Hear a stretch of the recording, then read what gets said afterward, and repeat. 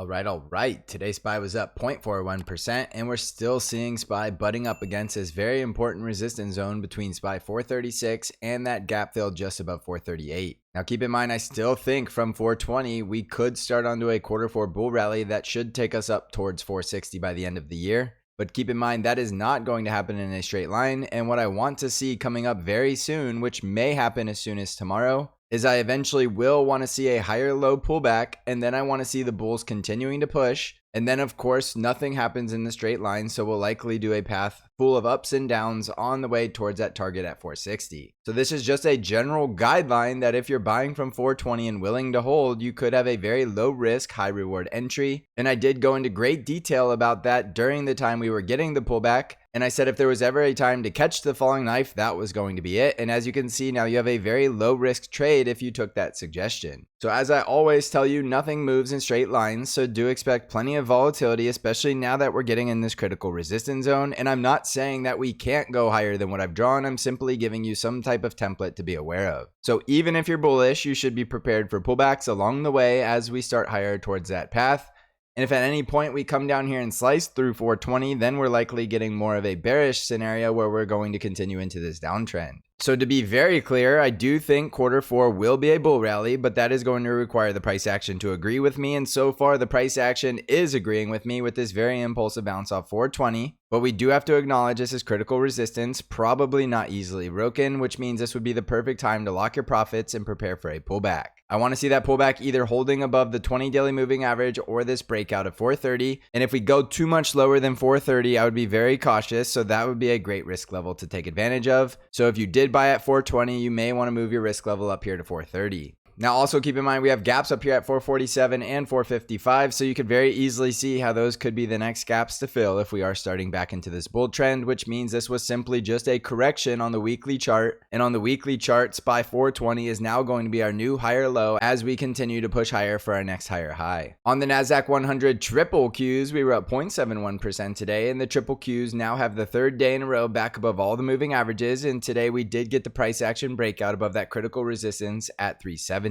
So 370 is one of those levels I considered critical resistance, and the bulls are now starting to break it. So tomorrow, if we can continue to close above 370, it is going to look more and more likely that this is turning into a giant double bottom off of 355, and then we just need confirmation with that breakout above 378. Now, if we start to pull back, because it is always possible we get a pullback, we want to see support holding right around this 20 daily moving average and then continue to push higher. So just keep in mind, we're looking for higher lows on pullbacks, and as long as we continue to get higher lows, those are going to be your low risk entries as we continue to expect a push out of this downtrend. The downtrend is going to require a break of that resistance trend line, so if you want to be extra conservative, you can wait for more confirmation of the breakout, but do keep in mind the longer you wait, the higher risk you're taking because you're buying closer and closer to the previous high, and the definition of low risk as a bull would have been the low risk entry at critical support.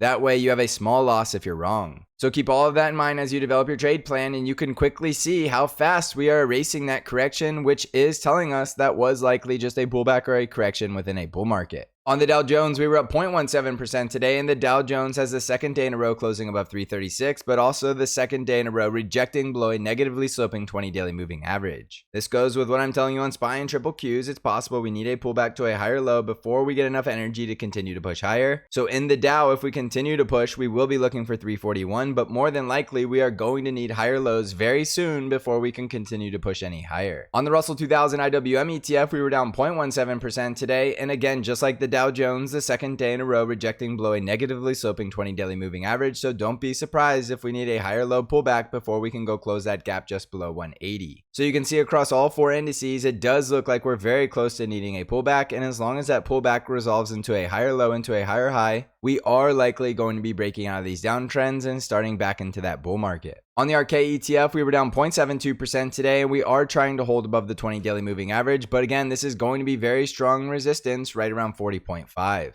If we can continue higher, this could be a double bottom that could push us higher towards the resistance at 43. But again, this is a powerful downtrend that is likely trying to go down towards the gap fill at 36. So I would not suggest getting bullish in the ARK ETF until we get a very well-established bull trend, and currently we do not have one. On the VIX, we were down 5.41% today as the VIX is continuing to crush ever since it hit 20, back down to the 50 EMA, and we are now losing the bull trend. This is typical bull market behavior, with the VIX not breaking above 20 and failing to close above it, and now getting crushed back down towards 15. If at any point we see the VIX spiking back above 20, that is going to favor the bearish scenario, but so far we just don't see that. On Bitcoin, we're currently down 2.3%, and Bitcoin is getting high volume selling as we did break through that support at 27,000, and from here there's a very good chance Bitcoin is trying to come back down to test 25,000. If we break that level, we can continue lower, so this is risk off below 27,000. And if you want to get bullish in Bitcoin, wait for the break above 28,000 or wait until we get near more critical support so you get a nice low risk entry. On Tesla stock, we were down 0.24% today, and Tesla continues to close above all of the moving averages, and we officially have the bull trend. So as long as Tesla can stay above 255, you can stay bullish. If 255 is too low, then you can use the risk at the breakout at 260. And the next likely resistance we're heading towards is 274 to 275, and if we can break that, we're looking for the gap fill below 290. If at any point we lose 255, look for a retest into the low 240s and then the support down here at 230. On Apple stock, we were up 0.79% today, and we did get the bullish break and close above 179, which means we are very likely going higher to fill the gap at 181.5. Now, once that gap fills, we could find instant resistance, and again, I do think we eventually will need to see a pullback to a higher low, and then we can start back higher towards the gap fill below 191.